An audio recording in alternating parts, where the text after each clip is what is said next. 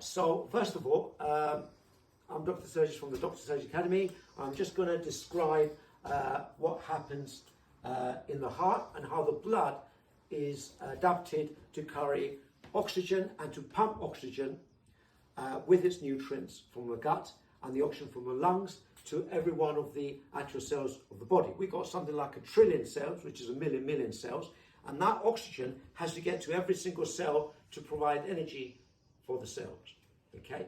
And in order to do that, the heart is a specialized muscle. It's called a cardiac muscle. Now, so this is the left side of the heart. So these are two cross-sectional diagrams of the heart. So what you see, the red is the side that carries oxygen, and the blue is the side which does not have any oxygen, mostly carbon dioxide. So what happens is that the pulmonary vein, as you can see, these two veins carry the oxygenated blood, that is the blood that has just received oxygen from the lungs, both the left and the right lungs. Once we breathe in oxygen, then the pulmonary veins make their way to the left atrium, which is the upper chamber of the left side of the heart. So the oxygen blood through the pulmonary veins from the lungs carrying the oxygen makes its way to the left atrium, which then contracts. As it contracts, it pushes the oxygen blood to the left ventricle. Now there are valves here, so these valves are called bicuspid valves, otherwise known as mitral valves, another name for them. Bicuspid means there's two cuspids, that is to say there's two valves.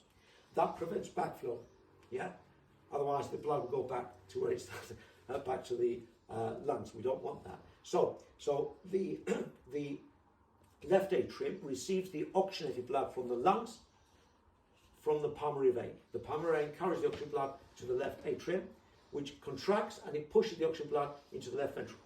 And then the left ventricle, notice it has thicker muscle, which contracts. And the thicker muscle, is to prevent rupture, because the left ventricle needs to pump with enormous pressure to every one of your single cells, which are very far away. So the oxygen has to get there quite quick. So it pumps with enormous pressure, and that's why it's thick, to prevent rupture, right? So the left ventricle pumps with enormous pressure through this artery called the aorta, and that's the aortic arch. The artery called the aorta carries all the oxygen blood, once it's pumped from the left ventricle, to every single one of your cells. Okay? And also above your shoulders to your head, and then below your shoulders.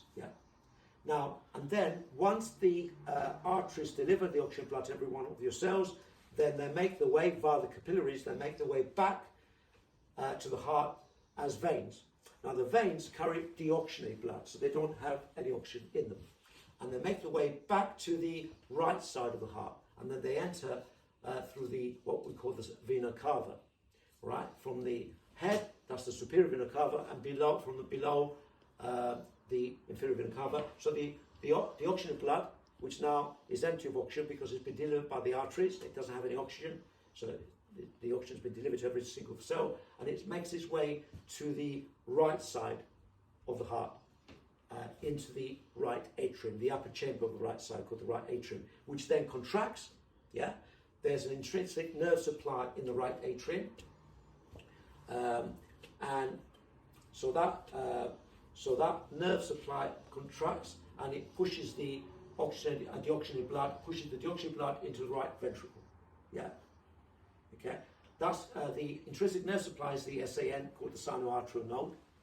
Okay, and it has its own nerve supply, and that causes the contraction of the right atrium, which forces the deoxygenated blood into the right ventricle. The right ventricle then contracts, and it pushes the deoxygenated blood through the pulmonary artery. The pulmonary artery delivers the deoxygenated blood to the left side of the lungs and the right side of the lungs. The left and the right side of the lungs to get oxygenated. And once it gets oxygenated, it makes its way back from the lungs through the pulmonary vein. The pulmonary vein now has oxygenated blood, and it makes its way into the left atrium, which then contracts, and it pushes the oxygen blood into the left ventricle, which then contracts, and again forces oxygen blood through the aorta, through the aortic arch, to every one of your cells. Okay. Notice the heart is partitioned. There's a muscle, thick muscle, that separates the oxygen blood from the deoxygen blood. So the oxygen blood on the left side does not mix with the deoxygen blood on the right side. And there's another diagram which illustrates what I just said. Okay. Right, so if we make our way to the actual bovine heart, that is the ox heart down here. Okay, so just put my gloves on.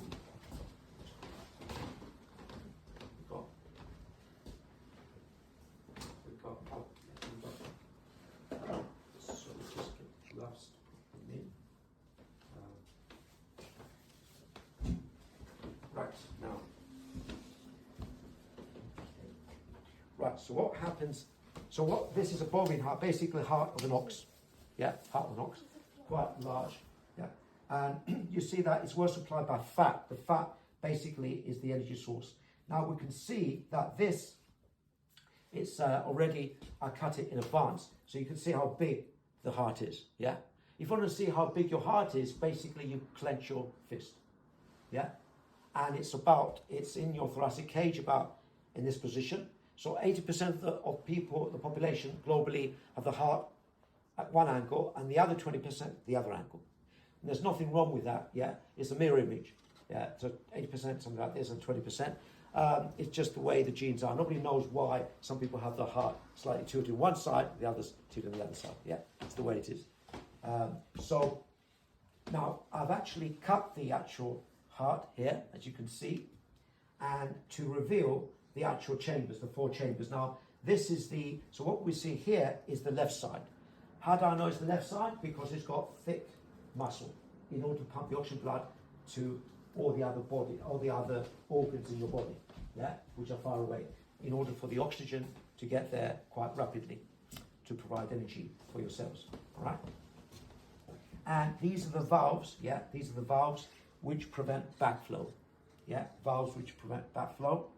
The right side has called tricuspid valves, which are 3 valves which prevent backflow, and the left side is called bicuspid valve, which have 2 valves, yeah, to prevent backflow. And then you can see all these different vessels, yeah.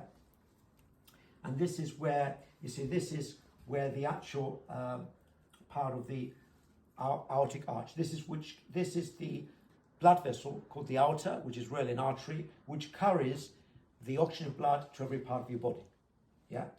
And this heart muscle pumps with enormous pressure. This is where the oxygen. Notice the partition. There's a muscular wall that divides the right side. That's the right side from the left side. That's the left side. And that's the right side. What do we say? The left side has oxygen in it. There's blood that carries oxygen, but the right side is blood that deoxygenated blood. Yeah, that doesn't carry oxygen. Okay, so the left side carries oxygen, the right side doesn't. And of course, you've got the muscular wall called the septum. Yeah, from the word separate, septos means separate. So the septum, the muscular wall, divides the oxygen blood in the left chamber, the oxygen blood on the right chamber, so therefore the blood doesn't mix. You're okay with that, yeah? Now, so what happens is that the left side contracts. You see how thick the muscle is, yeah? Contracts with enormous pressure. It takes the oxygen blood through this aortic arch, the aorta there, to every part of your body, yeah? Then it makes its way back as deoxygenated blood through the vena cava, yeah? So the vena cava is here, yeah?